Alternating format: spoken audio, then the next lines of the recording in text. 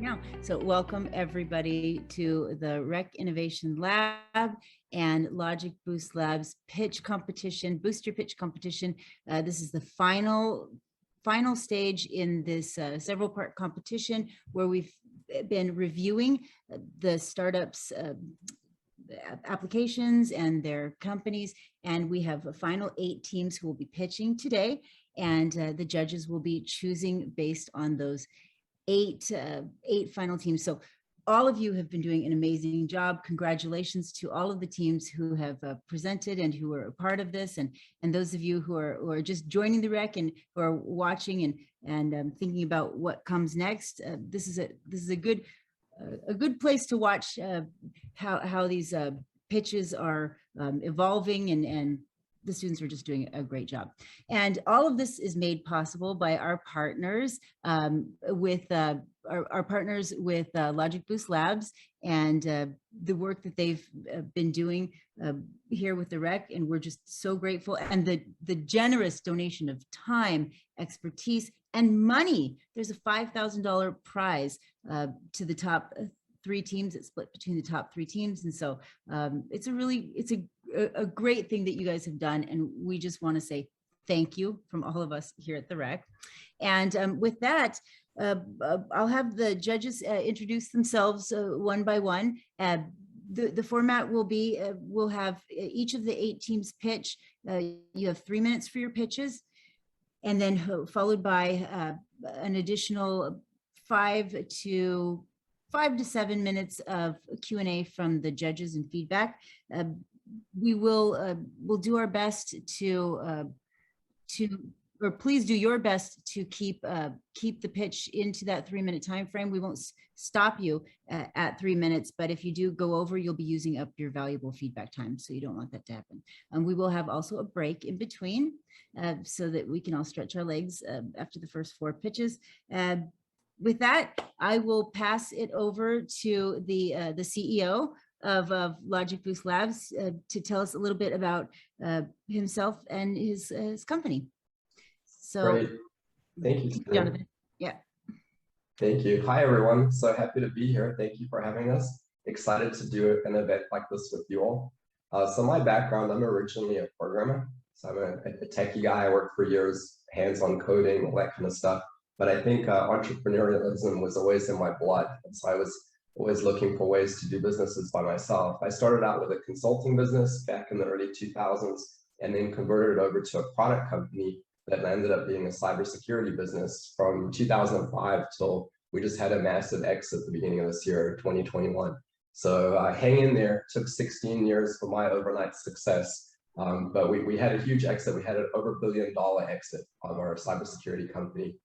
So anyway, what have I been up to in the last few years? I've been talking to lots of different startups and doing mentoring, and that really led to the genesis of this accelerator. So LogicBoost Labs is an accelerator based in San Diego. We're very excited about San Diego startups. We have $10 million earmarked over the next 4 years to invest in San Diego startups. We do have some criteria, which is based on the background and skills of our team, as you'll discover today. So we're entirely B2B SaaS focused. So we can definitely give feedback on other types of startups, but in terms of like retail or wholesale, we'll try our best, but that's not our core expertise. We're really good with software, and we're really good with B2B. And so our accelerator only accepts startups with that focus. If you're considering joining our accelerator program, we do have cohorts every quarter. So we're coming up, our next application will close September 30th. We do up to a 300K deal size when we invest in our startups, so pretty substantial. And what really sets us apart from other incubators or accelerators is based on my experience. And when I was doing mentoring and then doing some angel investing, what I quickly noticed was startups don't just need money and advice. They really need the right people working in the startups to get you to that success. Primarily sales. So today we're going to be joined, and he'll introduce himself in a second, but we'll be joined by our VP of sales, which is Michael Milstein. So having someone like that on your team is really key to being successful as a B2B SaaS startup. We also have Caitlin Moran, who's our VP of customer success. Again, you got to get the customers and then you got to keep them, right? And all the community and everything around that. And then of course, we couldn't be a technology company without our tech gurus. So we have Chris Stazak, who's our CTO. and he'll give you a little bit of his background in a minute. But that's really the secret, right? Having the dollars coming in, having the advice and mentoring, and then having the access to the right people to help you succeed. So that's it. I'm very excited to be here. I look forward to meeting and chatting with all of you more. We're so excited to have you, and absolutely 100% agreed that I love the way that you are approaching this, and really making it the way that it should have been, I think, all along, angel investing for investors. But I just wanted to just underscore what he said there. That successful exit was over $1 billion with a B, right? That's pretty impressive. That's pretty impressive. So thank you, Jonathan. So next, we pass it on to, was it Caitlin who would introduce herself next? Yes, hi, Caitlin Moran here. As Jonathan mentioned, I am the VP of Customer Success. I had the pleasure of working with Jonathan starting back in 2010 at the startup we were at that went for $1 billion. So I've been with a few other startups since then, primarily focused on the success of the customer, making sure that they're fully implemented and that your retention number stays high. So that is me. Thank you, Caitlin. And Chris, would you like to introduce yourself? Yeah, hi, my name is Chris Stazak. I'm the CTO of LogicBoost Labs. I have 25 plus years of experience as a technologist and software engineer, numerous startups under my belt, so I understand startup life very intimately well. And nowadays, I provide a lot of mentoring for our early stage startups we work with, and also a lot of troubleshooting and help along the way as well. And I'm really excited to be here and see all these neat pitches today. Thank you. Thanks, Chris. Appreciate it. And last but not least, Michael, VP of Sales. Yes, thanks, Tanya.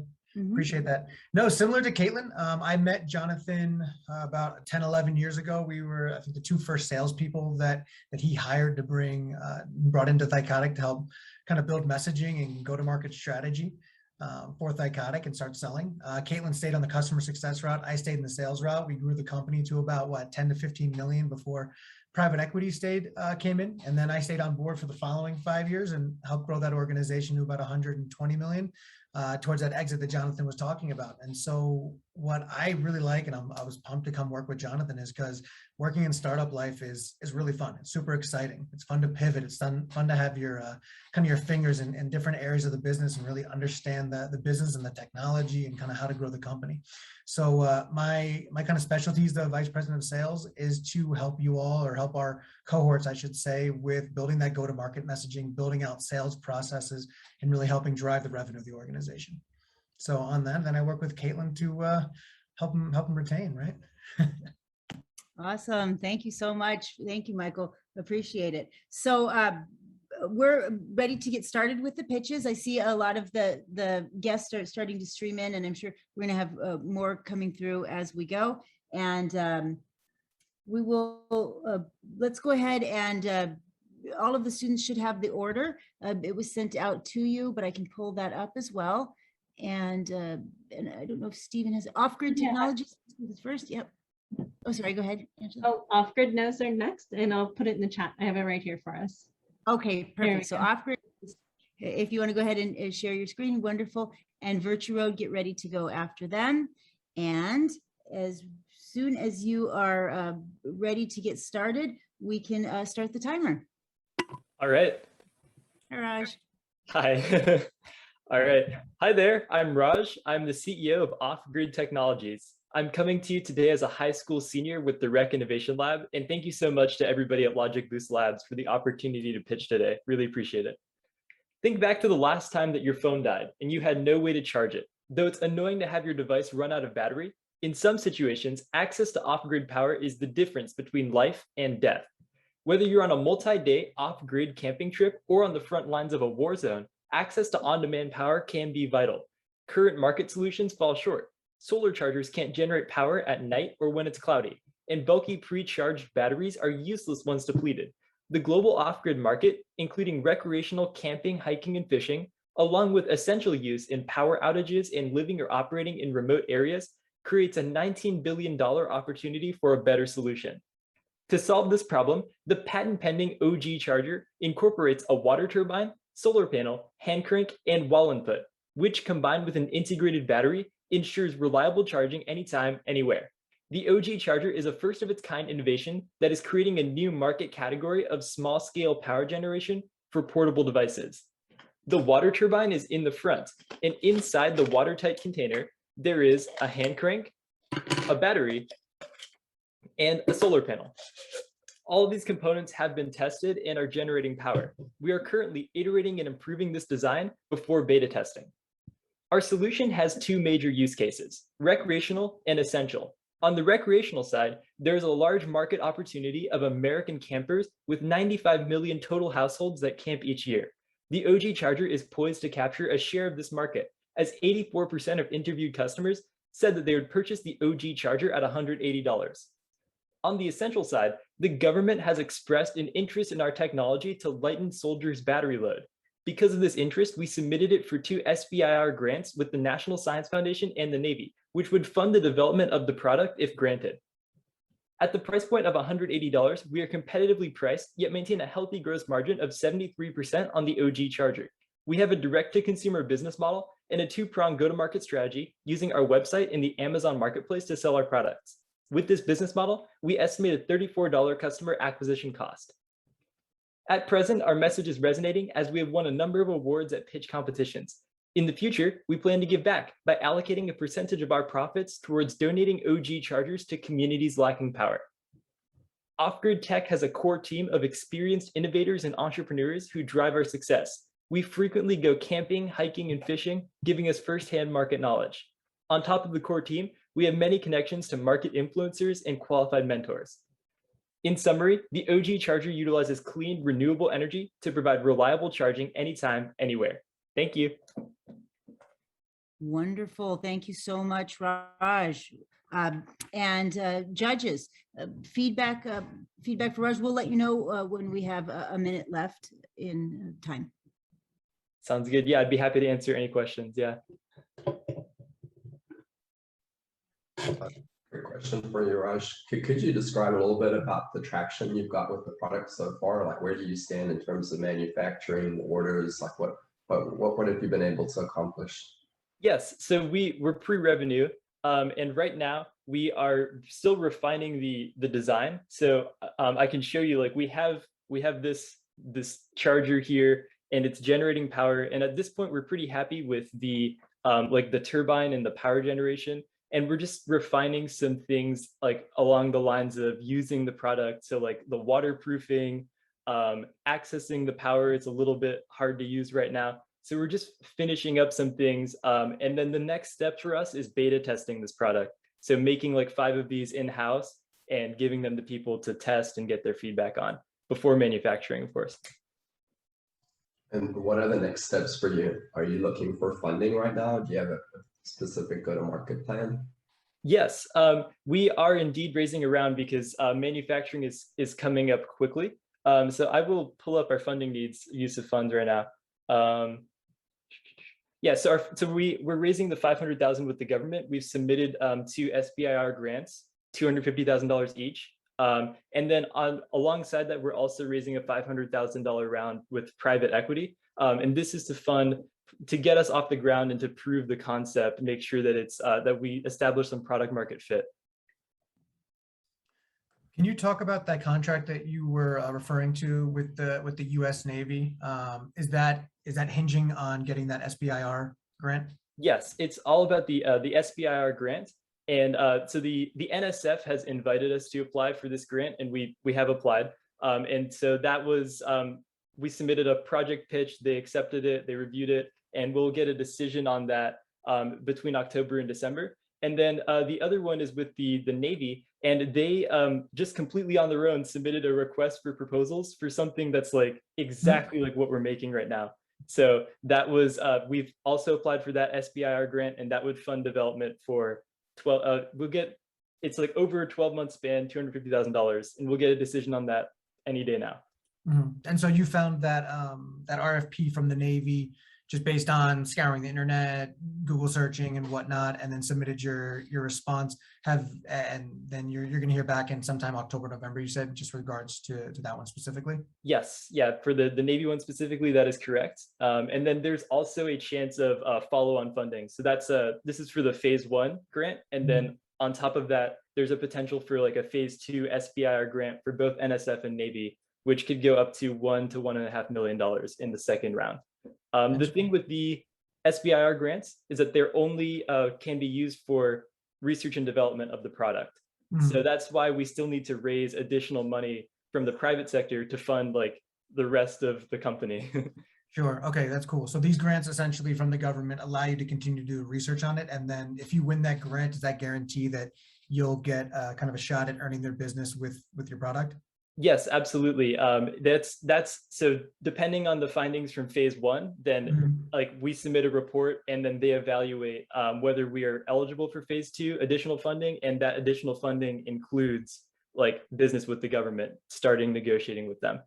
Fantastic. And then, sorry, last question. I apologize. I'm kind of nailing it. I saw Chris unmuted himself. And so the kind of last piece is when you look at your go-to-market strategy for your B2C market, right? So obviously the government makes sense. And, you know, if you can land some government contracts, that's huge, right? That could fuel your entire business and grow you guys tremendously.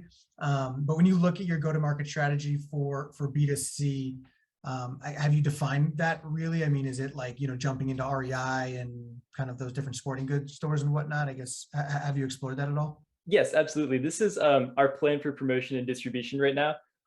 This was just cut for time. We have thought about this, yeah. So we're going to have it, we're going to stay away from retail at the beginning, and we want to try to sell online. Our goal is to have this all fulfilled by Amazon because we don't want to have a fulfillment nightmare on our hands. But we will plan to have some of it direct to consumer through our own website because we avoid a fee of selling on Amazon.com. It's like $16 per product, which is kind of a lot. And then we will also be selling on Amazon.com just because, you know, people find products on Amazon. So we're planning on, we have some market influencers that we are in contact with, people that we can send this to review it and give some feedback on it and also raise awareness about the OG charger. Very cool. That's awesome. Sorry, I'll mute myself. Chris, you can go. Oh, just real quick, I'm curious about the competitive landscape in and around here. Yeah, absolutely. So we are we're competing here with like premium portable chargers. So let me show you. I definitely have that somewhere. Yeah, here it is. So this is what it looks like. There are some other, there's like premium solar panels that kind of fold out to be about the size of a ream of paper that generate like a comparable amount of power on a perfectly sunny day. And so that's a major challenge for most people because as you know, when you go out camping, it's not generally like a perfectly sunny day and sometimes it's dark outside, right? Then there are also some purely hydroelectric generators, like the water lily is the major one. It's kind of it's an awkward shape.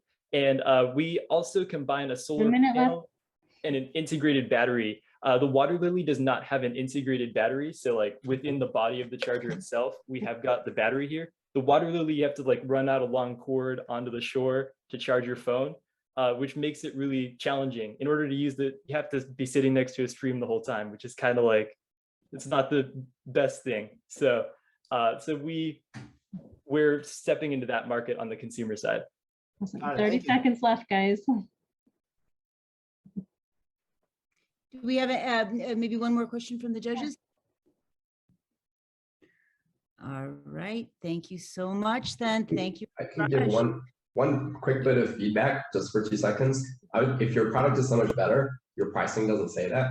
You might want to consider having more expensive product than the competitors to clearly push that message. Again, only 30 seconds of feedback on your product, but something to think about. And another thing, going after government, you may want to consider having 2 products, one that's government specific and one that's not, just because you're going to have all kinds of certifications and everything else, right? So, and definitely the price tag can change for government. If it's certified, you probably sell this thing for $800 or more, who knows?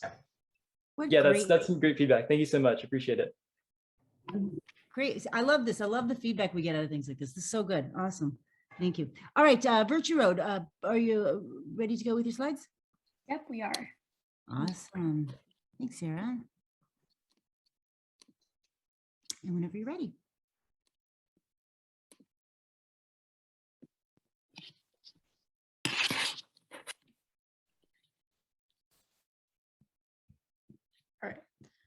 Hi everyone, my name is Kushi Shah and I'm the CMO of Virtua.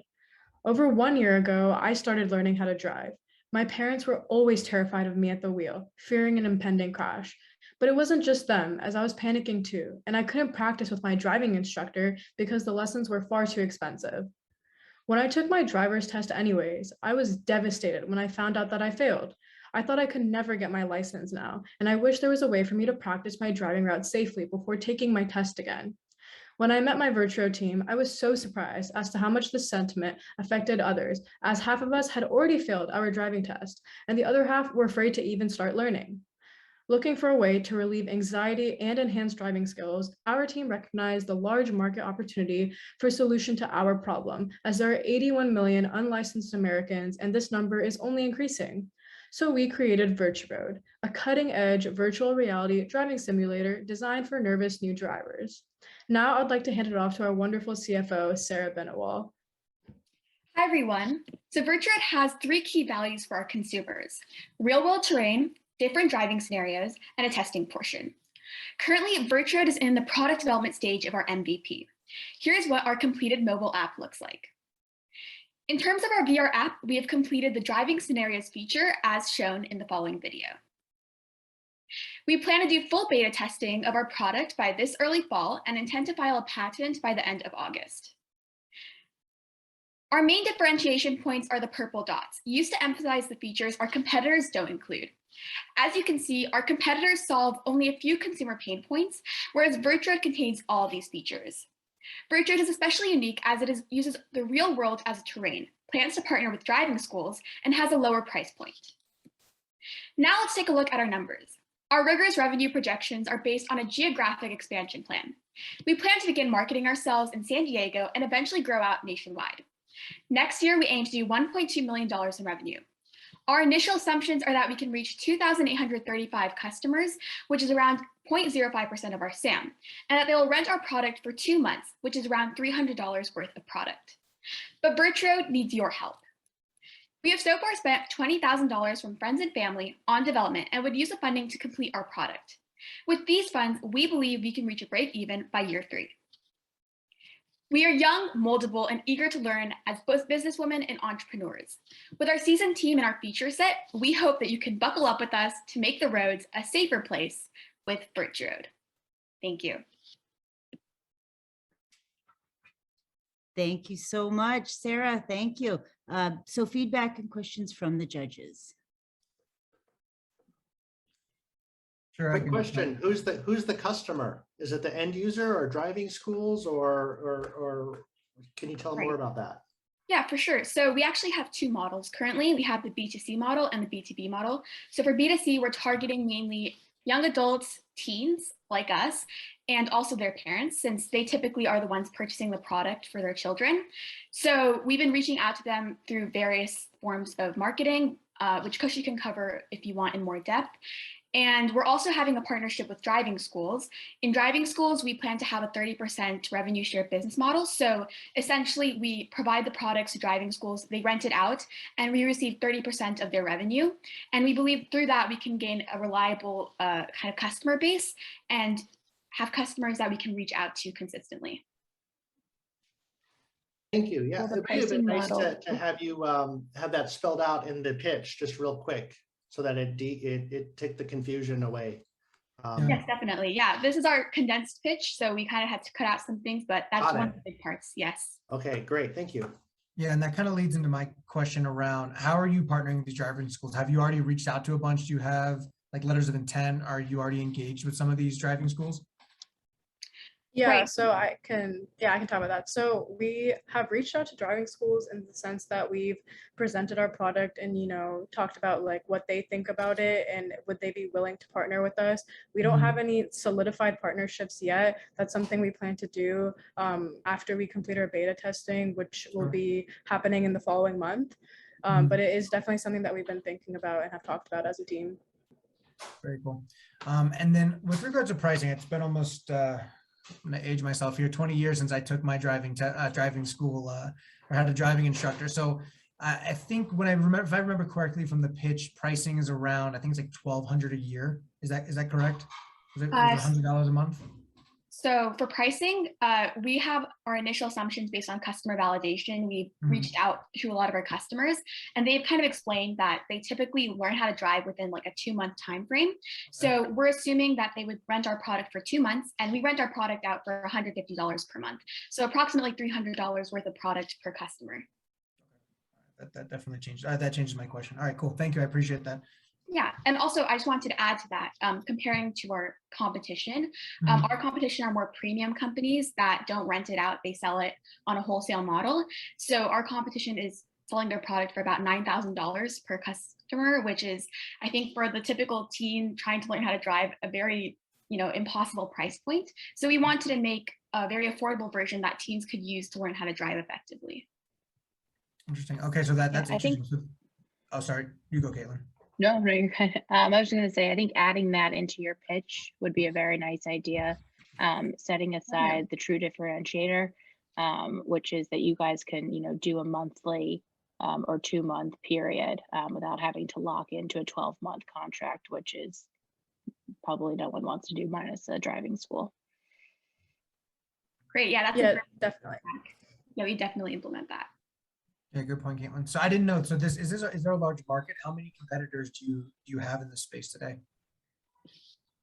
Yeah, because so technically we don't have any competitors that are doing exactly what we're doing, because our product is more modeled specifically towards like being a driving supplement for like an educational purpose. Our competitors are more for like a gaming style type of purpose. So there isn't any true competitor. Okay, cool. Have you also thought, just something that popped in my mind, and it's just maybe a different approach, right? If you're going up to driving schools or going up to individual driving instructors to utilize this to supplement like their current programs, do you think that would be useful, or do you think that would deteriorate like what they're currently doing? So our product is not meant to replace anybody. It's just meant to be a supplement. So just for like, in the state of California, when you take driving lessons with the instructor, you're only required to do 6 hours in that 6-month span with your permit, which is not enough to like prepare for your driving test. The rest you have to do at home with your parents. And so this is just meant to kind of be a supplement for those times where, your parents can't take you out, or maybe you're not even comfortable yet to go on the actual road. So it's just meant to be a supplement to make you more confident and comfortable, not to replace anything that's already there. Very cool.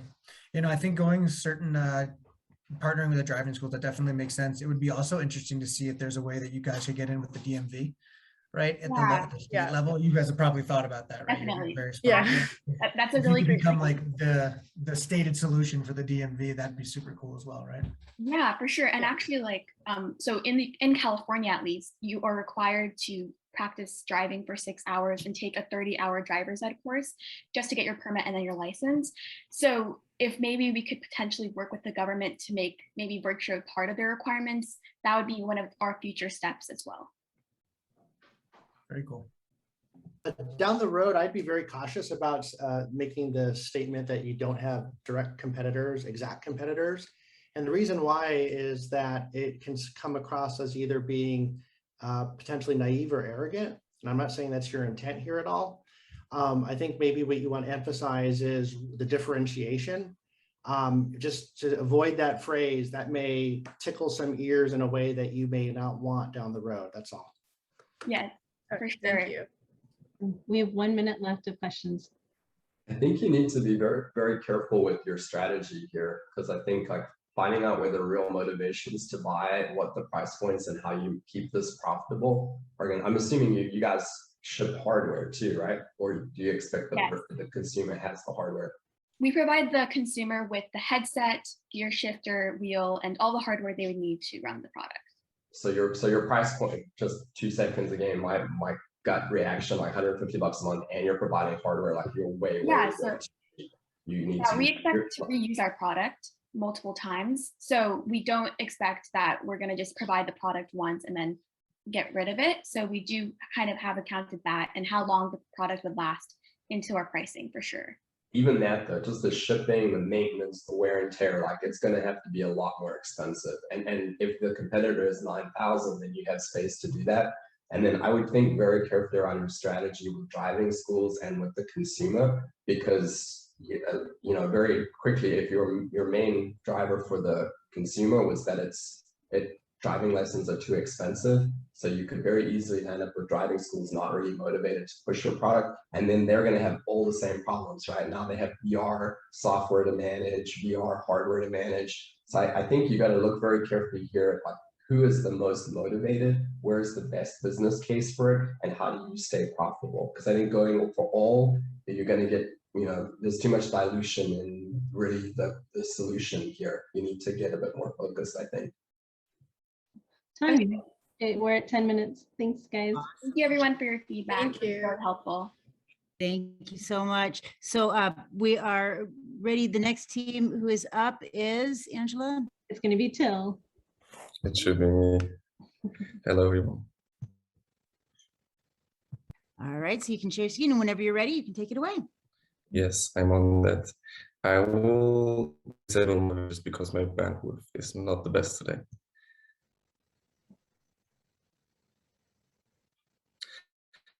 Hello, everyone. My name is Till.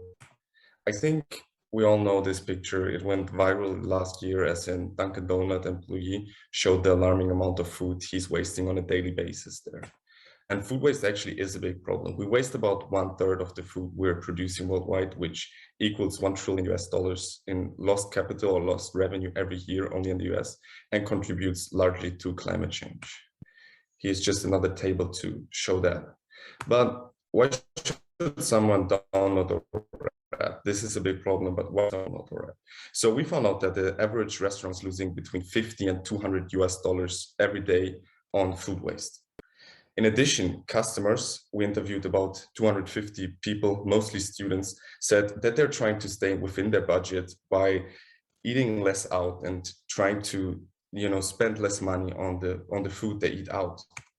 So our solution is a discount meal platform where the customer gets great deals and the restaurant just posts their surplus food towards the end of their shift. That might be in the morning for a bakery or in the evening for a restaurant. So they don't have to throw out the food. They make some extra revenue, gain some new customers, and are also acting sustainable while the people are just getting a great deal on perfectly edible food. So our perfect customer or early adopter are college students or young professionals, tech savvy, living in urban neighborhoods where there's a high density of restaurant. Our business model is pretty simple. We're a platform-based business, and we take a 20% revenue cut on every transaction done on our platform. Our position in the market is unique. Even though we have great competition, Too Good To Go is a really successful company coming up with a similar business model in Europe, operating in over 11 countries, just raising 60 million this year, and now slowly expanding to the US with being in about 4 cities right now.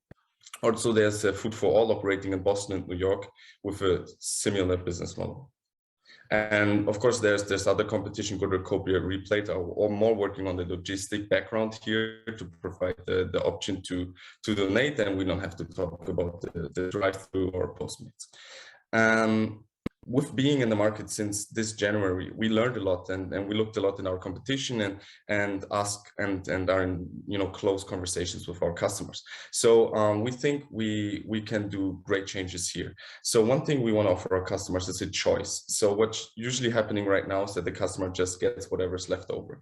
But with our partners, about 80% we're offering a choice. Also, we're working on a delivery to the customer because our customers just used to this service. Additionally, we're working with legislative partnerships. Coming up with pilots. I will talk about that in just a second. So we have a really great team. We're 3 co-founders.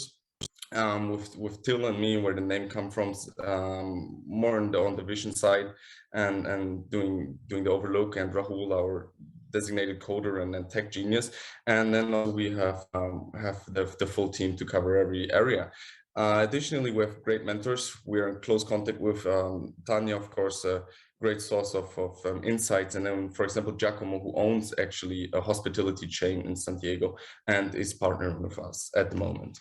So just to talk a little bit about the post soft launch progress we made since end of January this year. We're working with 10 food traders live as of now on our platform. We have about 3,000 with more than 3,000 downloads. We were featured in the local press as well as in the LA Times and international magazines. And we're planning out the Postmate delivery integration. We're about 95% done with the API integration here. We are about 80% in our Android version, because as of now, we only have the iOS, and we learned that especially our target group is in iOS or uses a lot of Android. So we're working on that. We're working on a web app to make the experience even easier for everyone. And we're working on legislative partnerships in terms of pilots, as we're partnering with the city or with the district of City Heights to roll out a pilot there, but the pilot is promoted by the city itself. Additionally, we are trying to, or like we are in the process of applying to government funds, and grants in like six-figure area here. And this is really important, or this is a really good chance, because California just recently added the Senate bill, it's the 1383, which says that the restaurants and the cities have to see how much food is wasted, and they have how to do it. We could be a great partner here as well. And I just want to say we are bootstrapped until now, but we are incorporated in Delaware as a C Corp. We have 3 people working on this full time, and 3 more people working on this part time while studying as well. We're planning on raising non-dilutive funding, and I want to say a big thank you for the REC, to Tanya, everyone at the REC, and for LogicBoost Labs for having this opportunity. Thank you very much.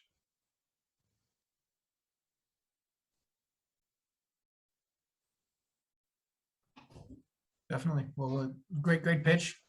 Cool to see that you're doing something to kind of, help the world, something that's rooted in a good cause.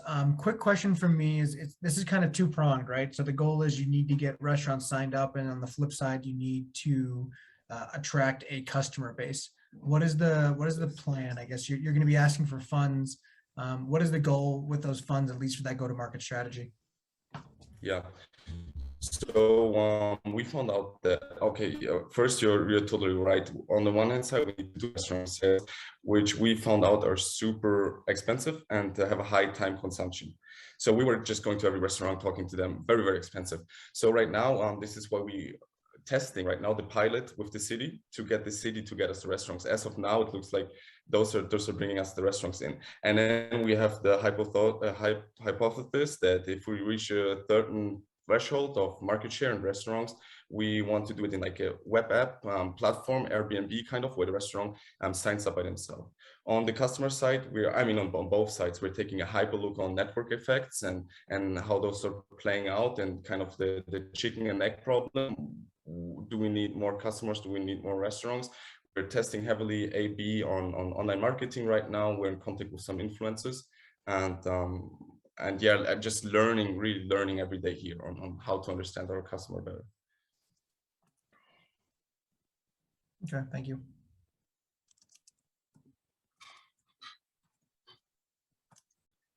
I guess another question on that was, you mentioned that you're taking 20%. Was that 20% of profit or revenue for the revenue?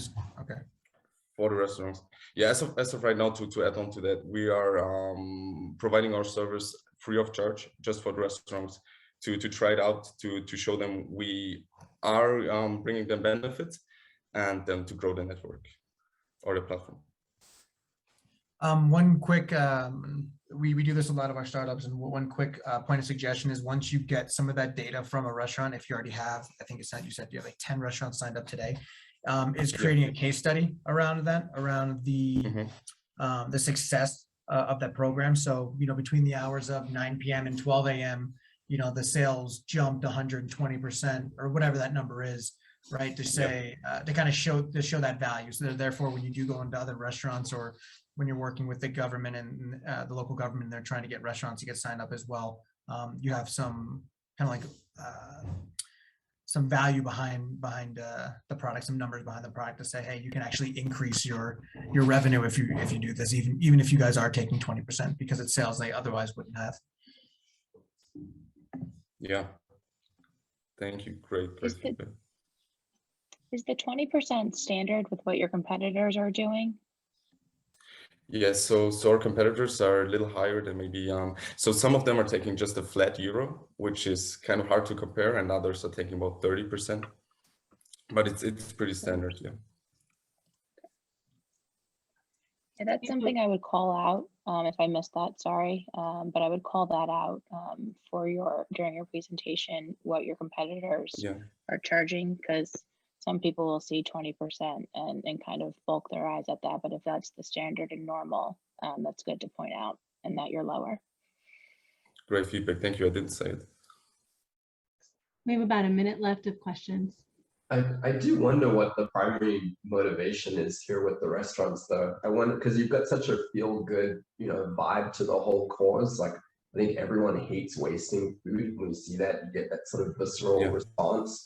I wonder if there's opportunities here for you to, cut the cost and have like pilot programs where you just give the food away for free. You know what I mean? And you use your app to do it. Kind of like almost like Groupon specials, just to create buzz, something like that you could do. Because I think at some point, like one of our startups is in the catering industry, so we work with restaurant owners quite a bit, and they're a tough crowd to crack. And I don't know that small amounts of revenue are going to really motivate them, but maybe there's other ways you could do that here. Yeah. So one thing we definitely see is that we want to be kind of a certificate for sustainability. So you can be maybe silver on the gold partner, and we show your customers how much you're saving of the food, which will go to the bin otherwise. I mean, definitely we need to have a brand for that. Another thing we want to implement, but maybe a little later along the way, is like a donation function. So we tell the restaurants, hey, you can either sell it to us or you donate it. We help you with the logistics, and you get a tax write-off for your donations. So like food banks or stuff, so it's like a charitable component to the whole thing. Yes. So we're at 10 minutes. I'm sorry. Thank you. Andrew, thank you. Thank you. Great ideas. Thank you. Thank you. And we will have some time afterwards for any additional feedback if the judges like to give when we're done. We have, and apologies there, I dropped off for a little bit. I'm sure that it was great. I'll watch the recording again later of that, but hopefully everything went smoothly through. So the next team that's up is Safety First Aquatics. Safety First Aquatics, Liam. And after Liam, we'll take a little break. So if anybody needs a little break then. And Liam, whenever you're ready, you can share your screen. Perfect. All right, you guys all have it under control. I love it. Wonderful. So whenever you're ready, you're welcome to start.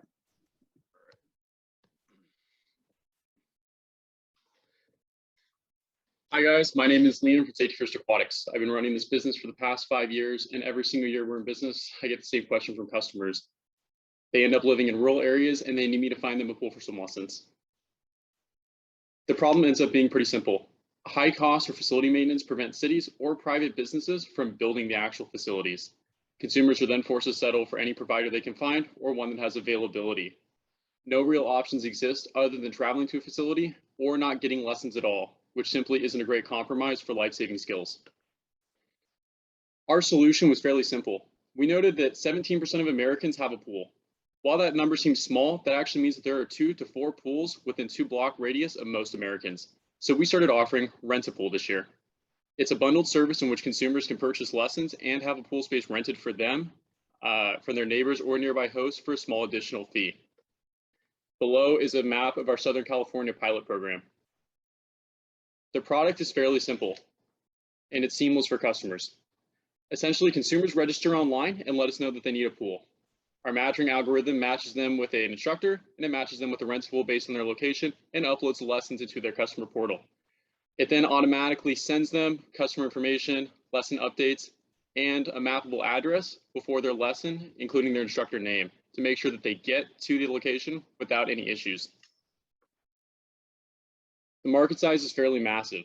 Swim lessons are actually a $3 billion market, with 23.6 million infants and toddlers taking swim lessons every single year, 5.9 of which are in our income demographic, and we're hoping to achieve approximately 885,000 lessons achievable per year. While this number may seem small, our customer lifetime value is approximately $550 currently. Our traction has been pretty notable within the past season. In the past 5 months, we've booked $1.5 million in swim lesson registrations. We have one city program that will be piloting the Rent a Pool program in 2022. They don't have facilities because they're too expensive. So instead, they're going to use us and license our product in order to offer some lessons to their nearby constituents. In this time frame, we also had $250,000 worth of registrations where our customers requested to rent a pool. Most notable about this is that this was within a 60-day period. During the 60-day period, we eventually had to cut it off due to over demand. We couldn't fill it. We're planning to do a full-scale launch next season. Our rent pool program for the $250,000 occurred in Southern California alone.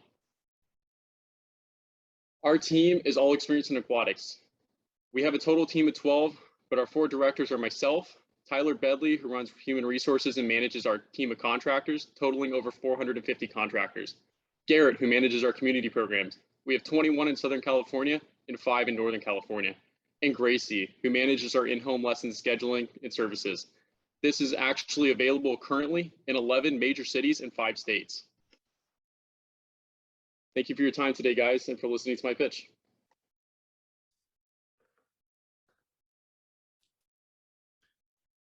Great job, Liam. Thank you so much. Oh, sorry. Go ahead.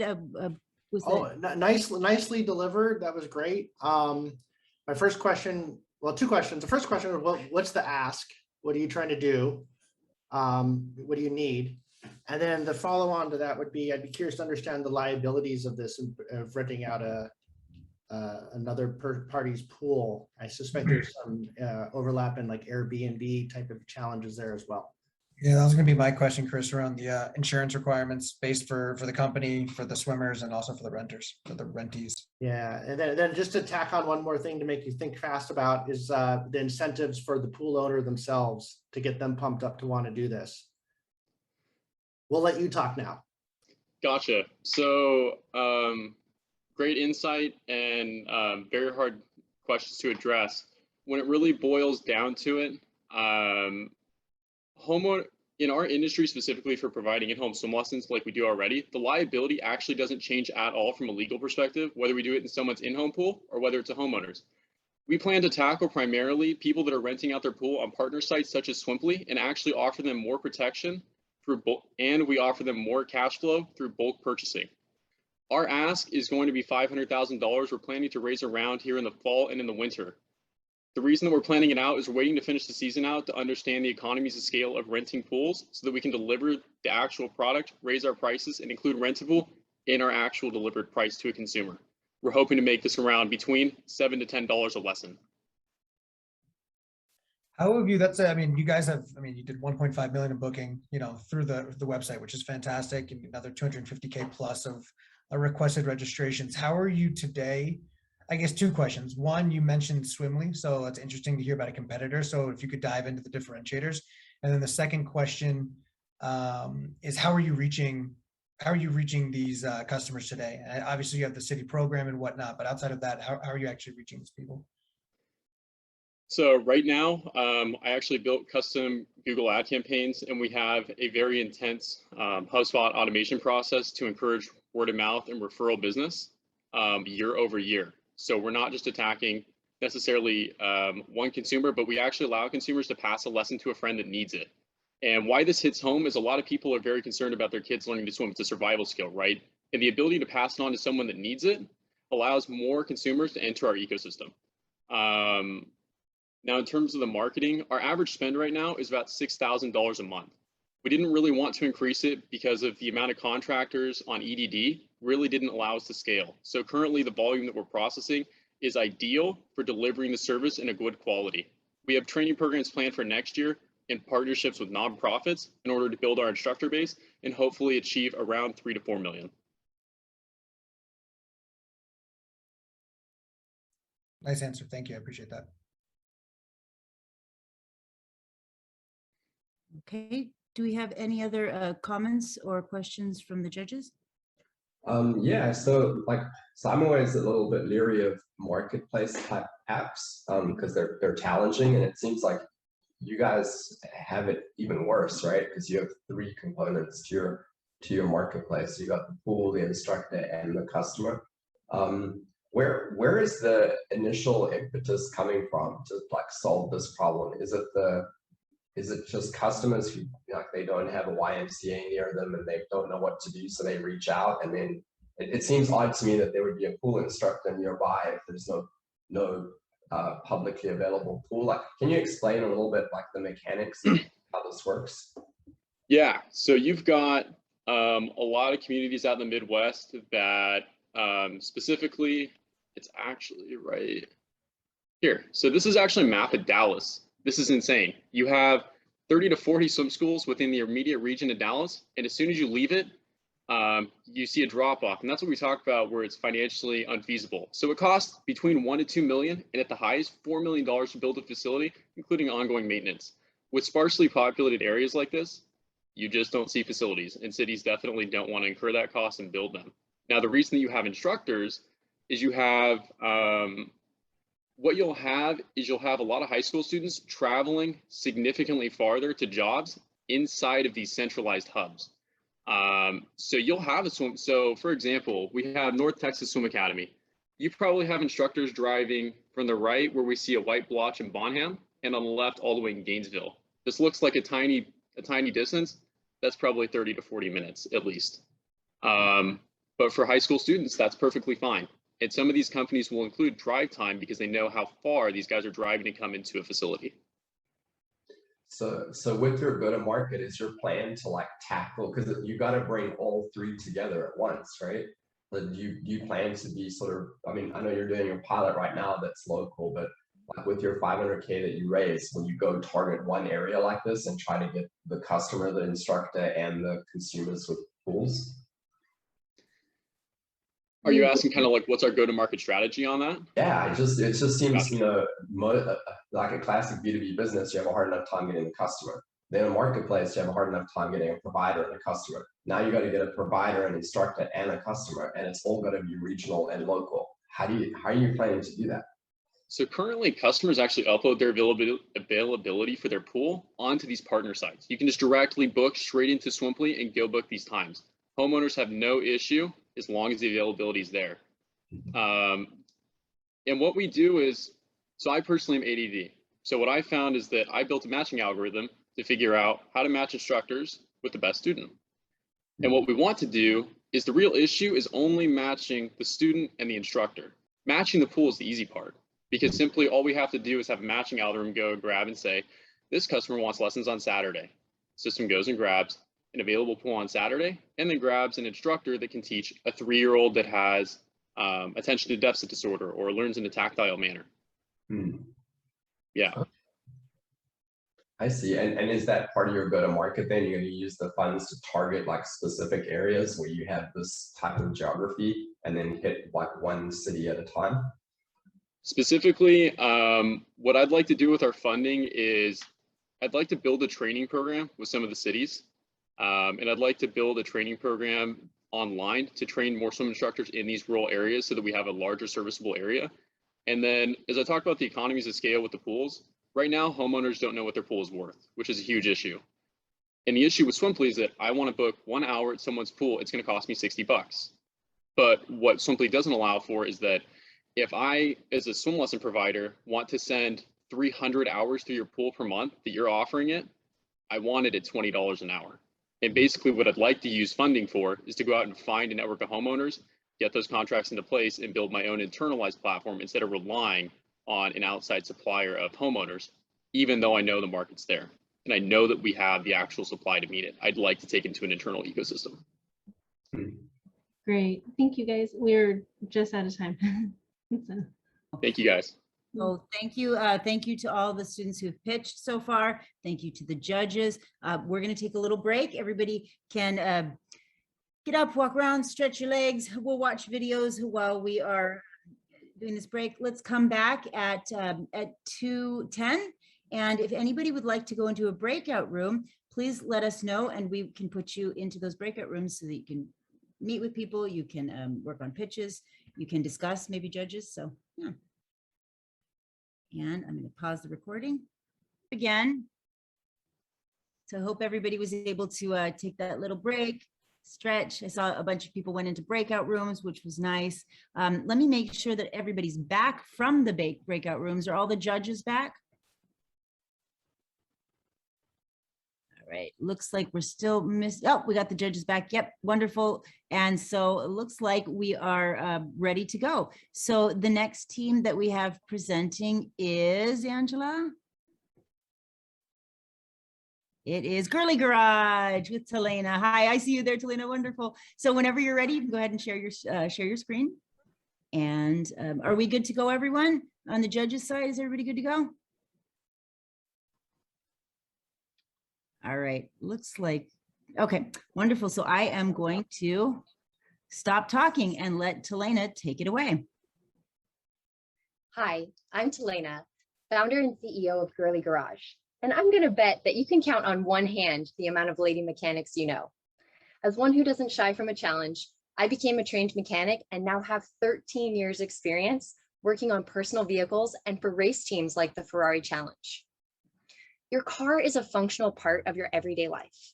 It's how you get to work every day. It's how you pick up your groceries. The problem is that women get financially taken advantage of at auto shops. Girly Garage solves this problem by empowering women with knowledge and resources. Our platform offers in-person and virtual courses, workshops, and DIY videos. Unlike traditional auto repair shops and the new tech of apps like RepairPal, Girly Garage empowers you to have the information you need to have the best repair performed at the fairest price. Out of the 228 million licensed drivers in the US, half of them are women. 147,000 of them live in San Diego and fit with our primary customer persona. I'm sorry, I'm on the wrong slide for you. Primary customer persona, which are women who are 25 to 44 years old and own their own vehicle rather than leasing. By 2028, women will own 75% of the discretionary spend, and based on current bookings and online conversions, I believe I can convert 3.5% of them to paying customers a year. Girly Garage is making money by charging for the individual courses as well as referral partnerships. The magic lies in the delivery. As a female mechanic, the ability to describe the details of an automotive issue and where to find resources in a way that's logically digestible means that information can actually be absorbed and retained. This saves time, money, and anxiety for the rest of your life driving and owning vehicles. Since December 2020, our growth has been 100% organic and word of mouth. We have 135 total paying customers, and 10% of those are return customers. New business primarily comes from Instagram, and we've gained 817 followers. We have active referral partnerships with GRX Gloves, La Mesa Tire, American Factory Wheel, and Athena Racing. We envision Girly Garage to be a household name. We're building a brand of empowerment that can easily translate across platforms. With partnerships and the use of augmented reality and virtual reality, we foresee being able to bring automotive repair knowledge and resources into the hands of every licensed driver that has a smartphone. Girly Garage is the brand that takes the anxiety out of automotive repairs, empowering women to have the resources and knowledge to receive the best repairs performed at the fairest price. Thank you. Awesome. Thank you, Talena. Thank you so much for that. And we will now open it up to feedback and to comments from the judges. Just a couple questions. Could you clarify your pricing? Maybe I missed the slide there, but could you clarify like how your path to revenue, like what, how much will be repeat, lifetime value, any of that kind of those metrics? And feel free to share your screen again. I know that it might have kicked you off right there. So. Oh, no worries. I can just straight answer. It's okay. Thank you for the question. Yeah, my workshops are an hour to an hour and a half long, and they're $100 a session, and that's whether it's virtual or in person. Are these workshops, are they, I guess, presented or taught by you every single time? Are they virtual workshops? Are they recorded and allowed to be downloaded? Are you able to kind of dive into that? Yeah, we have both at the moment. It is more one-on-one, like heavier on the one-on-one because people prefer, I guess they prefer my charm, I don't know. But there is an active element of virtual. Right now, I get more traction with a virtual one-on-one, so something that's live rather than a virtual recorded, but I am testing that right now. Yeah. So I think for scaling, right, if it's just you, obviously you can set classes on a weekly basis that people attend them. But and a way to scale that, I think having some way to have it either watchable, repeatable, or whatnot, have different sessions, and then maybe that's another tiered pricing, right? You can charge more for, hey, one-on-one with Helena to walk through this. Yeah, totally. Thank you for that. Yeah. Sorry, you go, Jonathan. Have you explored the idea of subscription pricing? Seems like it's a no-brainer to go with like monthly subscribers with tiers and that kind of thing. Yes, yes. And actually, for people who have cars that are anything over 10 years old, that's the first thing I push for them. I'm like, you realize this isn't the last question you're going to have for me, right? And people really get it. They understand that they value the knowledge behind somebody who's educated, just like you would value the knowledge of a lawyer or a doctor. So having access to that person, they're seeing that in the subscription model. Who are your current competitors in the space, whether or not it's directly towards women or whether it's towards a more broader audience? Yeah, I have quite a few competitors because, you know, everybody knows the brick and mortar auto repair shop on the corner. It's been really interesting in my customer research because people aren't necessarily loyal to them. But the other people are going to be, you know, like I mentioned, tech apps like RepairPal. In doing some just really high level skimming, RepairPal doesn't personalize the experience at all. So there are some differences. But yeah, I would say brick and mortar doing nothing is also another big competitor. People will just let their car fall apart without, you know, they don't want to deal with the anxiety. So that's why we're taking the anxiety out of the repair. Makes sense. Could you also talk to cost of customer acquisition? Because it seems like this is going to be a tough business, right? If you have a subscription per month and like how many months it's going to take before you get back your acquisition cost. Yeah, I mean, I haven't spent any money acquiring customers at all. Everybody's been organic. It's all been word of mouth. I have over 27,000 imprints on YouTube, Instagram, LinkedIn, Facebook since December of 2020. So I haven't spent a single penny acquiring anybody yet. And how many customers do you have today?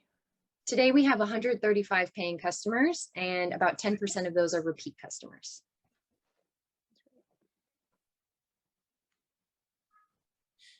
So can you clarify for me, is it primarily subscription with upsell to workshop, or is it primarily workshops?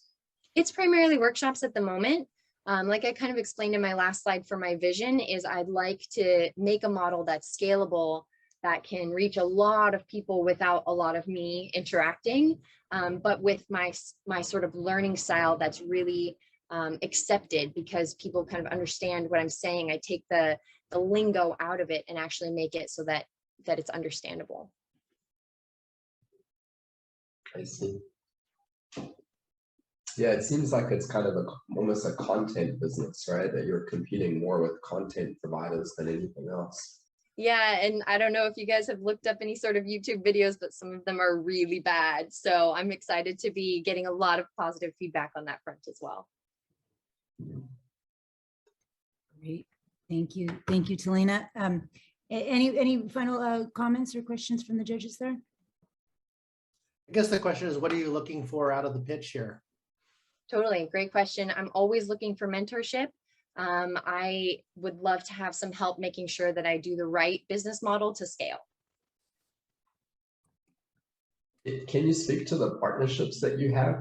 I'm kind of curious, like what motivates the brick and mortar places to really work with you? Well, they know that I'm sending quality customers and that they've basically already been vetted. So they don't have to explain the process. They are already going there cash in hand, knowing what to get. Oh, so it's kind of a cool two-way then, that they get credibility that they're educating their customer and they get trust that they endorse it. That, I mean, that's pretty powerful. Again, if you can build that and that becomes kind of viral, right? Well, do you have this Girly Garage certification or something? Yeah, that does exist. Ask Patty is attempting to do that. Not very well, since none of you have heard of her, but Yes, among my customers and people that I work with, if I send them to a shop, they know that I've already vetted them and they know what to do, they know what to ask for, and then the shop knows that that person is coming there for a specific service, and they don't have to deal with upselling them or any of that stuff. We Are have there about a minute left. discounts? Oh, sorry, go ahead. Oh, no, I just want to let you know we have about a minute left. Are there discount incentives with that? Like the customer gets a discount or you get a kickback or? They do get a nice price because I have established so much business with these referral partnerships, but I also get a kickback, yes. Okay. Are you listing the partnerships on your site and like driving business to them from? I haven't yet because there's so few of them. It's all very local, but that is a good idea. Yeah, I could see like a directory, like an Angie's list of preferred outlets seems like a good way to go. Last kind of question from me. Are you seeing any of your customers not being female, like being women? I know nothing about cars. Only thing I know, because a friend owns a dealership, is that most jobs don't take as long as what the dealer or the stated amount of work that it takes. It doesn't take 4 hours, it takes an hour, because they do it 20 times a day. So are you seeing that you are reaching a wider audience as well? I do reach a wide audience. I target women because they understand where I'm coming from, but I like to say the smart men know how to come hang out with me too. There you go. Nice. Awesome. That's awesome. Great. Wonderful. So next we have in our lineup Instarate, and Billy will be pitching for the Instarate team. And just as soon as we can get the slides up here, we will be ready to go. Yep, we can see those slides. So whenever you are ready, feel free to take it away, Billy. Okay, great. Thank you. The business of fake reviews is on the rise due to more and more people who are turning to reviews to help them decide what to buy and where to go. The problem is millions of reviews are unverified and unreliable. Hi, my name is Billy Ginto, co-founder of Instarate. Instarate offers authentication and verification with legitimate, balanced reviews. Here's a real-life example. Stephanie opened her first restaurant in San Diego. She never imagined Yelp would be the reason her business would close. Stephanie was contacted daily, and each time they offered her expensive advertising packages. And when she didn't buy one, unverified reviewers began to ruin her business. This story is not unique. It's happening to millions of other businesses today. What makes Instarate different is consumers can submit 3 types of reviews in under 15 seconds. Businesses will have photo reviews, video reviews, tap and go comments included in our patent pending process. With a market penetration of just 4% for the US and Canada, we'll generate over $1 million in revenue the first year. 1 million is based on just restaurants. There are hundreds of other business categories that will easily multiply that figure. Through our customer discovery, we found that $28 a month for subscription is ideal. Our business model is subscription-based with an emphasis on celebrity business owners and media influencers. Our prototype is on Apple iOS test flight. Our customer acquisition cost is under $6, and our gross margins are over 75%. Our team has a diverse set of skills, and we have laid the foundation for fast adoption and expansion.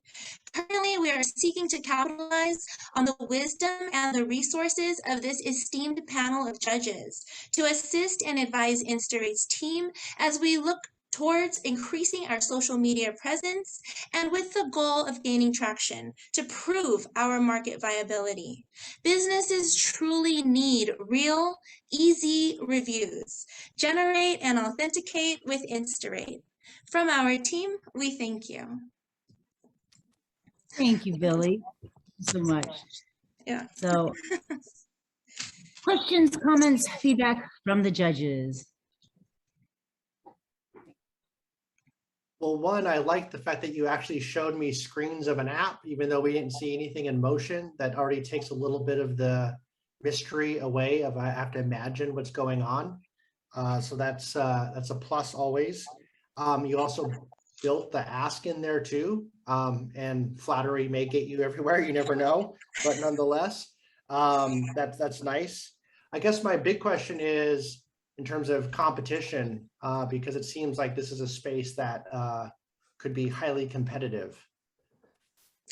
Yes, there is certainly a certain company I mentioned earlier that is monopolizing the review industry. There's a couple others that might be up in the running, but really we have done mass research on our main competitor, which obviously is Yelp.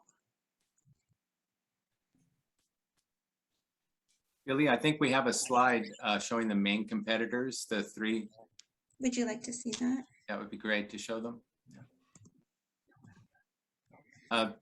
There we go, perfect. So if you wanted to add to that, Steve, please. I'm just saying here that the biggest difference is we're giving them a real authentic review versus our two competitors here on the left. They do not offer video. Video is, it's what we live in this world. And wouldn't it be much more better for everyone to actually see who is reviewing the restaurant? Or there are actually 350 other business categories, and the categories that we have are these right here. There are 22 categories with additional 350. So the figures that we just gave you are just based on restaurants. It's easy to see that video would provide a level of believability that otherwise just kind of spam botting at the normal text-based review process is all about, right? Exactly. And our little tap and go they're about 3 to 4 words. They're little taps, fantastic view, great service, whatever it might be. They're tap and go, where everyone else is required, obviously, to go home and type out the review, or even worse, hunt and peck with your finger on your phone to do the review. All reviews are done in 15 seconds. That's video, that's photo, and tap and go. So you're in and out in a snap. And we do have a patent pending on this process. And one other extra patent pending process is we, unlike all of our other competitors, all competitors, and there's over 25, no one allows the consumer to go directly just to the manager to do their constructive criticism, also known as a review. So you can be the person you want to be, but just to the manager, and not be out in social media as someone that's harsh or too hard on an employee, like a waitress. Other questions, feedback from the judges? So if I understand the business model correctly, you're not just, to compete with Yelp, and Yelp has a ton of issues, even as big and popular as they are, but they're, anyway. You've got to compete with all the listing side as well, right? So you're not just a review, you're also like where the venues are and keeping the directory up to date and what their dress code is, what their hours are. Is that part of the business model, that you're going to do all that data as well? And if so, how do you collect that? Absolutely. We have our full MVP app here. There's over 45 different screens on it. And what we're doing is trying to build it out. So it's the actual functioning app, but we do have it functioning to show our restaurateurs. We show them the tap and goes. We show them the entire process, how it goes through. So it takes just about 3 minutes to show the restaurants. And they go, wow, this is so much faster and easier than everyone, but in particular, Yelp. There's a movie made, it's called The $1 Billion Bully, and millions of people are unhappy with Yelp. And the producer, who is actually corresponding to me, said she raised $90,000 in 2 weeks, and all were from restaurant owners who were so unhappy with the way Yelp extorts them. And that's in the movie, it's not my word. They all call them the extortionist in the restaurant business. So is the model then that the restaurants would all maintain their listing and keep the data up to date? Yes, sir. They come in and they They don't have to claim a business. Yelp makes you press a button and claim your business. And the moment you claim the business, the very next question is, you will abide to all terms and agreements. Now you're stuck with Yelp. And that's how the young lady from Australia, she moved all the way from Australia to open a restaurant, and she had to shut her restaurant down because of all the reasons that you will hear in that movie. It's on YouTube, it's on Amazon. It's called The $1 Billion Bully. It's very informative. It still seems like a challenge you're going to have in the beginning, though, right? It's a chicken and the egg. Like if I'm a consumer and I pull up the app and there's no restaurants in the area yet, the app is not very useful to me. So it feels like you still have to have that directory and you have to seed it somehow. I agree. And the way we do that is we're going to have Facebook ads, obviously, YouTube ads. If you have a business or you work at a business and you want good reviews, better reviews, authentic reviews, join today at instarateus.com. So those little snippets will allow the restaurants to come in, see the site, and then join. We have 1 minute left. Thank you, guys. Yeah, that kind of follows up, or kind of as a preface to my question around kind of customer acquisition, you know, understanding that people are unhappy with a specific provider or situation based on experiences and whatnot. And, you know, obviously I think we all understand that problem with Yelp, and we've all heard the horror stories as Jonathan mentioned. Obviously you have that differentiator, but again, like kind of the point Jonathan made earlier around, yes, Till kind of pulled a reference to one of our current portfolio companies going after restaurants, getting to change that behavior. I guess what, outside of Facebook ads and YouTube ads, I guess, what is that go-to-market strategy look like? How do you think you're really going to attain outside of just like people want to do it because restaurants are tired of Yelp? We have about 10 seconds, guys. Every business out there wants reviews. We all know that. So this is the place to get authentic reviews, and there's no other place to get an authentic review. Thank you so much. Great. So next we have up in the lineup, Pedestal. Excuse me, Aaron is going to be presenting for Pedestal. And whenever you're ready, you can go ahead and share your screen, Aaron. Cool. Awesome. And great job, everyone, so far, by the way, and take it away. I'll stop talking. Oh, yeah, no worries. Well, hey, everyone, I'm Aaron. I'm the founder here at Pedestal. So I was successful in changing careers from ed to tech, and I realized how tough it was. They say tech changes every 2 years. That's not true. It's every 6 months, right? So unless you know someone in the space that can give you that guidance, or you've got some insider info, you're going to be kind of at a loss. So I was able to do it. I went through a general assembly, software engineering, immersive, but I paid quite a bit. And now I mentor over at Lavin at SDSU. I'm an instructor here at another college in San Diego, and I'm noticing some inefficiencies in mentoring and guidance.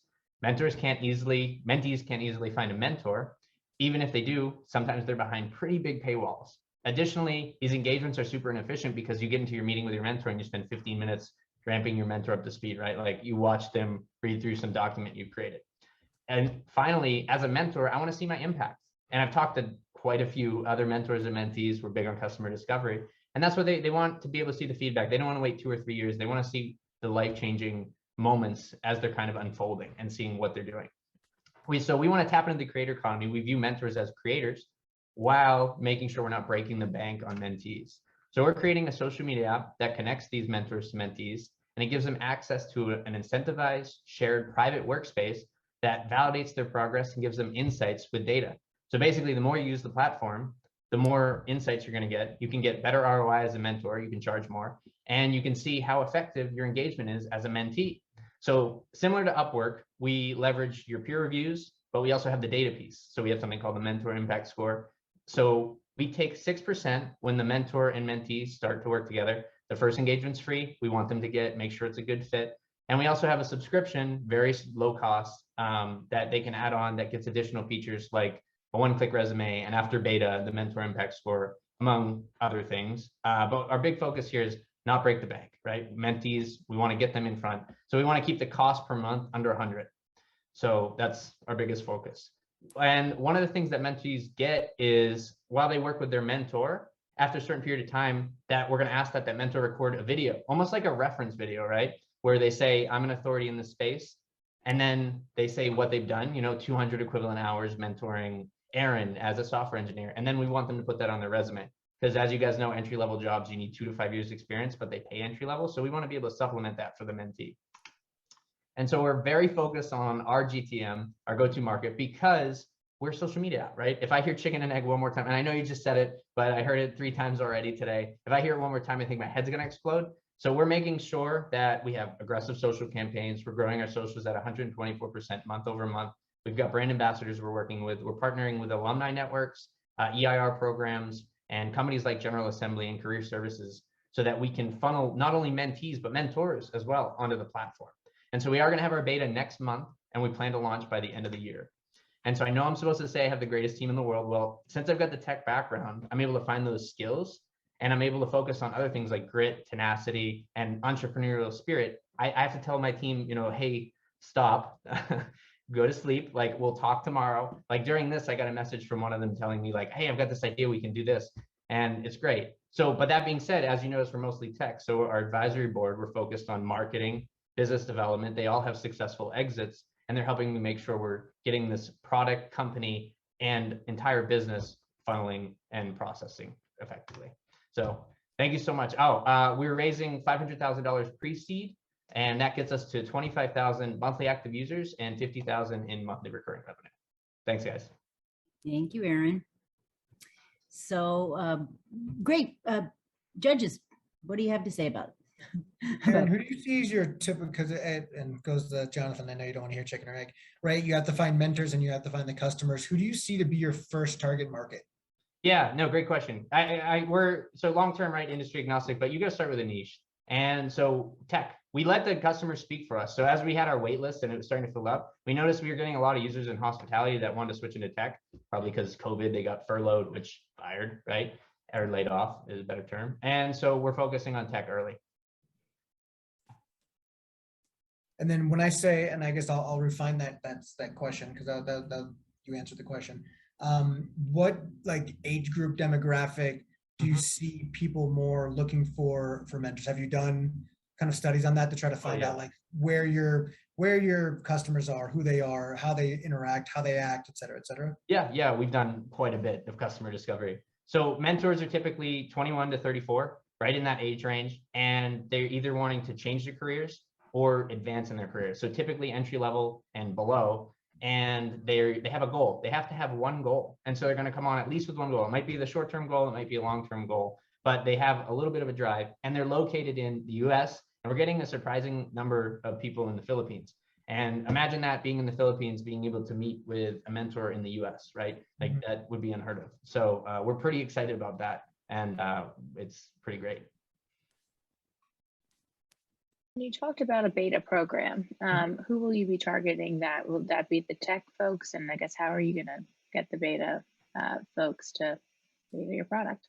Yeah, so the beta people opted in. So we have a newsletter, right? And when they sign up for the newsletter, they can opt into the beta. And so we've actually got 300 people opted into the beta. So they chose to take part in this. We're not focused on either. We're targeting 17%. That's the magic number we found through all our discovery of users on the platform have to be mentors. Because we do view it as a side hustle and we do view them as creators, we want that number to be low because they should be able to make money, right? We want this to be the average millionaire, 7 sources of income. And we've got about 29% right now. It was 32% last week, are mentors. So we're well above what we need. And then you may have touched on this quickly. I know you talked about the TAM, SAM, SOM, SAM. What does pricing look like for mentors, mentees? How are you guys making your money? Yeah. So we do charge, just like Upwork, we take 6% when they do charge one another. And so that means we help them. So we're going to give them a recommendation based on locale, right? So locale and industry, we're going to always recommend a price point, but it's up to them to choose. So super similar to the way Upwork works. And then once they come up with that, they pay through the platform, we take 6%. Additionally, if they pay a mentor, we give them a discount on the subscription. The subscription gets things like a one-click resume and a couple of other features. And so it'd be $5 if they're with a mentor. We're looking, so half, and we're looking at $8 to $10. We're trying to find that perfect number still, if I'm being transparent, for the subscription for the platform piece. Do you have an understanding of the motivation of the mentors? Because my experience may be different, but most of the people I know mentoring in the entrepreneurial world often aren't charging fees. Yeah, no, it's a great point. And it's something that I usually get asked. And my rebuttal is often, we want to lower the mentoring age, right? And so basically think of it this way, and we can use tech as a great example, where I say that I'm a software engineer. I've been a software engineer for, not me personally, as an example of, for let's say 1.5 years or 2 years. We want to incentivize that person to start to give back. They have super relevant experience, and they might be a little bit, they might have some trepidation or, be cautious.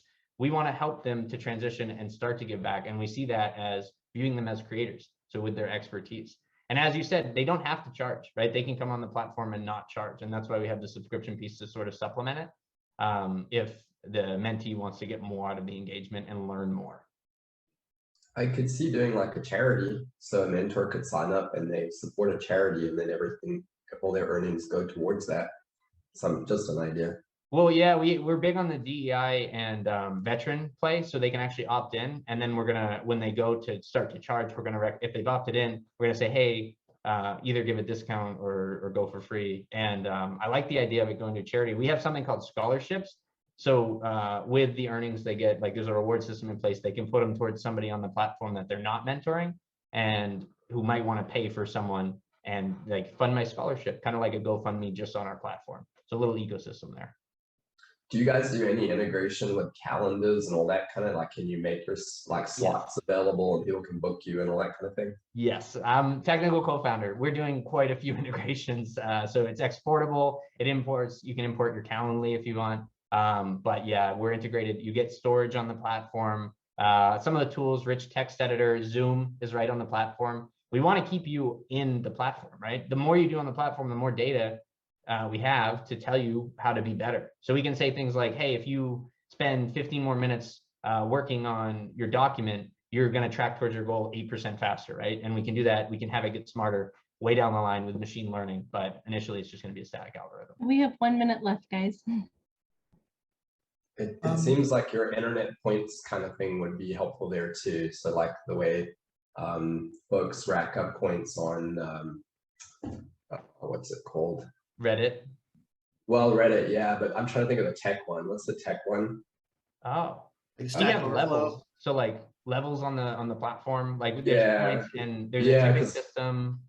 Yeah, I've seen like programmers where they'll like literally spike their score on the platform. Stack Overflow. Think of, yeah, exactly. So you could do something similar here. If you're a coach or something like that, probably getting the score in here would be helpful. Yeah. How do you vet the value, vet the capabilities of the mentor? Because real quick, and I would like to hear the response. So if we could run over to get an extra second. I did the lunch club thing, right? Where you meet I love lunch club. See, I didn't find very much value in the conversations that I had. Really? So my question would be like, how do you vet like the value of the mentor, of them bringing it to it, and then I guess continue to have people come back and want to use the service in that sense? Yeah. And one of the metrics, our biggest metric, right, once we launch is Facebook's biggest metric. How many times are they checking the platform per week? So great question. We don't. That's the thing. We don't. And that's because just like Upwork, you get the peer reviews, right? It'll speak for itself. If I say I'm a great logo designer and I go on and I make my profile on Upwork, somebody will eventually hire me, right? I used to use Wyzant for tutoring because when I was in college to make money, and I had to build up my profile. And then once I started to get reviews, then they started to trickle in. So to supplement that, we are helping them build out their profiles by porting it over if they sign up with LinkedIn. So we want to make it easy to get them on the platform. But we also have the data piece, right? So once you've done one engagement, you have that mentor impact score, which is based on what you're doing exactly on the platform. So as a mentee, I'm able to say, hey, this guy has great reviews, but a low impact score. He's not very responsive, or he sends like 1 words, or he misses meetings, right? So it's up to the peer and plus that mentor to actually use the platform. Awesome. So thank you. Did that answer the question? I think we're pretty much out of time, but if there's anything else that you, Michael, in there. Okay. So we have 1 team remaining. The last team to present is the Crumb Cheese team. And it looks like both Paulina and Valeria were able to make it back. I know they're traveling out of the country, so glad that you guys could be here. And Whenever you are ready, you're welcome to start. Hi, we have a question for you all. Do you ever crave the flavors of home, but not the calories and guilt that comes with it? Well, you're not alone. We've suffered that too. And this is why we created Crunchies, the healthy crunch bites. Wafer cookies made with a few natural ingredients and a twist of fun. They're vegan, packed with amaranth as a superfood grain, sweetened with stevia, and the best part of all, drums please. They have only 1 calorie per wafer. Hi, my name is Paulina Caloyan. Hi, I'm Valeria Rivera, and we're both women, Mexicans, and co-founders of Crunchies. A few years ago, I was diagnosed with a medical condition that forced me to change my eating habits. At that time, I was struggling to find a healthy version of Mexican comfort food because most of the products in the market had hidden ingredients that were not good for my body. Nowadays, people don't have time to prepare their own snacks, and we've seen that as the Hispanic population expands, so does their waistlines. We want to bring families a taste of home by offering an alternative healthy snack that can adapt to their busy lifestyles as a convenient on-the-go snack. Crunchies are wafer cookies with a few natural ingredients and a twist of fun. They're vegan, packed with amaranth as a superfood grain, sweetened with stevia, and the best of all, only 1 calorie per cookie. Our current flavors are amaranth, berries, blackberry, matcha, coffee, and chocolate in a 30-gram pack for a value of $3 per unit. With Crunchies, you can share your Hispanic heritage with younger generations in a fun and tasty way. Our primary market is Hispanics living in America, which make up almost 20% of America's population. And it's expected to grow at a 6% rate annually. This means that we have over 61 million people missing home, traditions, and snacks from their country. Our future expansion plan would be to reach out to the health market, starting with a focus on diabetes. Our current competitors are Mexican companies, Amarea, Calan, and Um. However, Crunchies is focusing on the US market, and some of the points of benefits are less waste, distinctive crunch, and better texture. We started seeding the market with a B2C focus and are currently selling directly to customers in local events, local stores, via our webpage, and in the near future, we plan to operate under a B2B. We are a startup company, and we've sold 2,000 in 6 months, weekly by 2022. Please check out our website and make your first order and try all of our products and follow us on social media. Thank you. Cheers. Yay. Awesome. Thank you so much. Thank you so much. And we can just open it up to judges.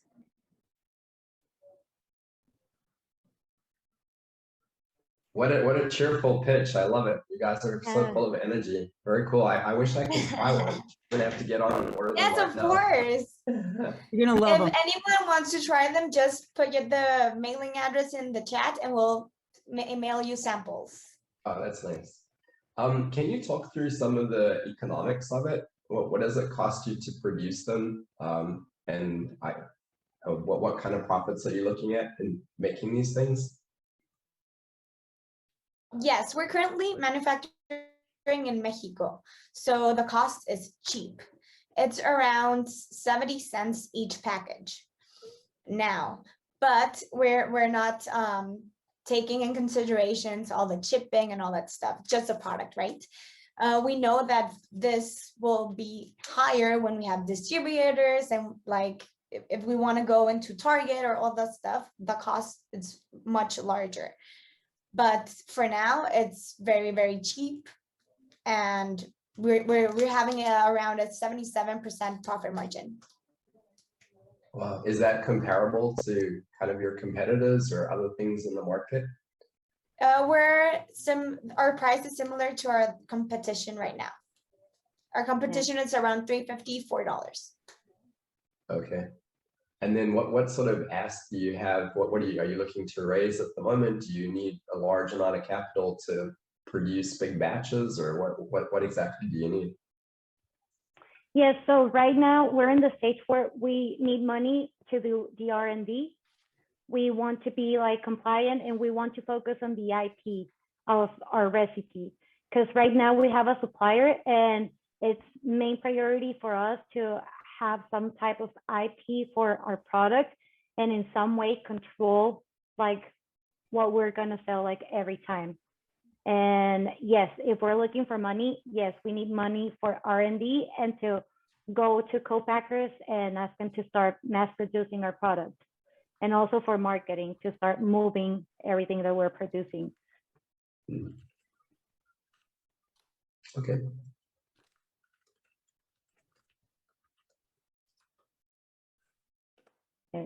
Do we have any other questions or comments from the judges?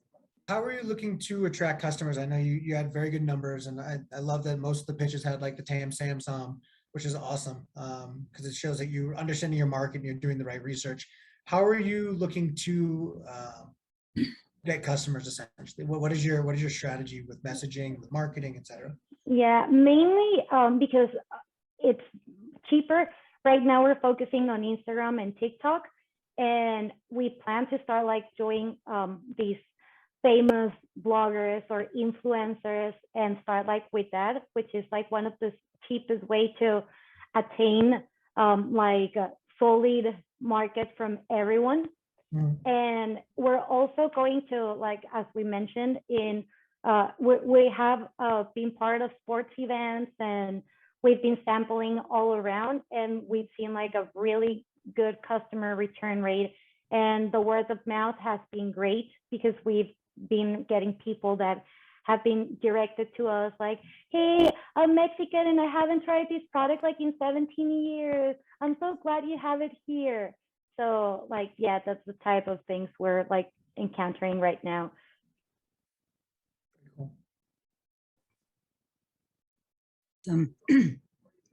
Any other feedback from the judges? If not, I think we can, oh yeah, go ahead, Jonathan, go ahead. Are there any kind of natural tie-ins for your product? Like you always eat these with this type of drink, or you always do it, there's a culture, like obviously the cultural aspect is huge, right? If I have heritage, I want to do this thing. Or is there a time of year or an event or a festival? Like, are there things like that that you can try to latch this onto so that it becomes like ingrained in the pop culture? Yes, actually, you can find them in fairs, parties, in a Mexican candy store. It's a must. You will see this ones, but in with artificial colors, so they're very bright. And as a kid, we used to eat them like once a week minimum. Yeah. But now that we introduced the healthy version, we've also experimented like putting banana in and making a little sandwich, or like creating new recipes, but more like you're anxious, if you're a little bit anxious or you want something more consistent. Yeah, with your morning coffee goes great, because instead of having like a piece of bread with like 500 calories and 50 grams of sugar, you can have these like sugar-free 30 calories, and it's like it goes great with coffee and with everything. And also that you can take it anywhere, like traveling in your purse, like if you want something, and it's it has a long shelf life. So it's seriously, if you guys want to try them, put the address in the chat and we'll mail them to you. They are actually pretty good. I got my samples, by the way. Thank you so much for sending those. And I wasn't expecting to like them as much as I did. They're addictive. I kept eating them more and more, so they're really good. I like the coffee. Yeah. I wish I could give you more advice, but you're definitely a little bit outside of our core expertise. But I love the idea. I love how you're presenting it all. It all comes across really well. I wish I had retailing relationships I could set you up with, but I don't. No, I guess I'd second the energy on it, and the presentation, the visuals and whatnot were, I think, probably the best of the bunch. The only thing that was missing was the ask, but that's okay. But yeah, I think it's a kind of a gold standard of everything we've seen. So that's pretty neat to see. Thank you. No, thanks to you. Thank you, everyone. Wonderful. So I just wanted to say congratulations to all of the team members.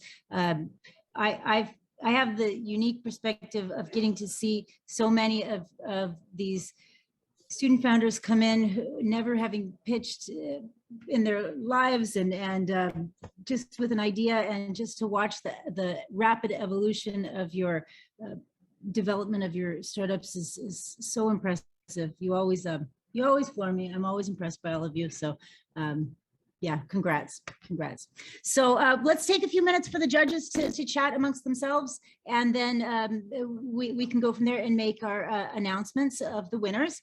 And so judges, would you like to do this in a breakout room, and how long would you like for us to give you on this?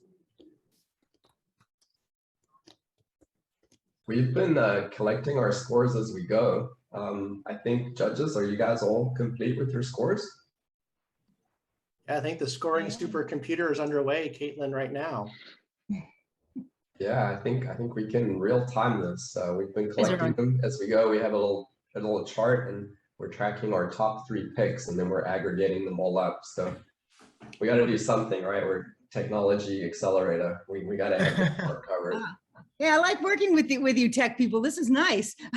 This is really nice. So what you're telling us is that you're ready to go now with the top 3 teams. Okay, wonderful. So let's go ahead and hear who you have picked for your third place. And for third place, if we could, someone on our team, let us know what the prize is for the third place. And probably be Angela or Enzo or Steven. I can go if Enzo or Steven. Okay. So third place is a prize of $250 and a 30-minute one-on-one mentor session with one of the teammates at LogicBoost Labs. Right, for $250 and a 30 minutes with LogicBoost Lab team. Who's third place winner from the rec? The third place winner is drum roll, and it is Till. Yay! Wow, thank you so much. Good job, guys. Nice. Thank you. This is great. So happy for you. Congrats. Wonderful. Okay, so for second, what's our second prize, Angela? The second place prize is $750 and a 30-minute one-on-one session with one of the teammates at LogicBoost Labs. $750 and 30 minutes. Who is our second place winner at this pitch competition? So the second place with second place bragging rights as well is Pedestal. Pedestal. Yay. Congratulations. Thank you, guys. This is so awesome. Okay, now for the big final winner, final prize. And thank you, by the way, LogicBoost Labs, for making this possible. We can't thank you enough. So the first place prize is $4,000 and a one-on-one. Yeah, no, with a one-on-one 1-hour session with Jonathan. That's pretty big. I think that's probably even more valuable than the 4,000. Go ahead, Jonathan. So before I announce the winner, I think I speak for all the judges here just to thank everyone for participating. The pitches were all top notch. Like, it was tough. We went through the 24. We picked you guys out. We liked all of you. In fact, we liked plenty of the others in the 24 too. Everyone put in a really solid effort. So good job to everyone. It's been great hearing about your startups today. So without keeping you waiting any further, and the winner today is Safety First Aquatics.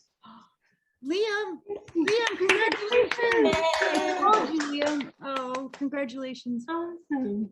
Where'd Liam go? Did we lose him? Oh, I think his camera is off. Just give him a few minutes. Okay, 30 seconds. He said his video is blocked. Oh no. Oh no. Here, let's unmute him. Somehow his video got blocked. Let me check. There he is. Hey guys, thank you so much. I'm so excited to talk to you guys. There were so many great pitches. I mean, just the graphics. I've never seen graphics that good on any, pitching is such an art. I mean, thank you guys for choosing me, but I don't know how you guys picked with so many other talented people in the center. It's insane. Oh, thanks, Liam. Great job. So, yeah, it was definitely difficult. So many just standout presentations. Really well done, everyone. Congrats, everyone. Well, thank you again to everyone who pitched. Thank you to the judges at LogicBoost Labs. If there's anything that you would like to share to take us out with, I'll pass it back over to you. Is there anything else you'd like to add? I was just going to say, I second Jonathan's statement that this was really difficult. We were in real time scoring and going back and forth, and the scoring, you could see like it was like a race to the top in a sense. So I, again, just, kudos to everyone, if we could give everyone an award, we would, right? But obviously we have to choose the three. So I just want to say that fantastic job, guys. Everyone that was here, everyone was amazing. So. I think in terms of bragging rights, everyone that made it today could definitely consider themselves a finalist, right? So that's something. You were up against a bunch of competition. You got into the final 8, and you were up against some tough competitors. So good job to everyone. Last thing I'll close out, I'll just remind everyone we have our closing date for our next cohort is September 30th. So if you are interested in applying to our accelerator, definitely come on our website and get in touch. Could you give us the link to that in the chat, perhaps, and that way anybody who is interested, they could go on and take care of that. I just dropped the link to Enzo. Thank you. Thank you, Enzo. Thank you so much, Jonathan, Chris, Caitlin, Michael. This has been great. We can't thank you enough for doing this. Really, we couldn't have done this without you. So thank you again. Thank you. All right, everyone. Go forth and conquer, everybody. All right, Thank you so much. Bye. Thanks all. Caitlin, Michael, Jonathan, and the rec team. All right. Thank you.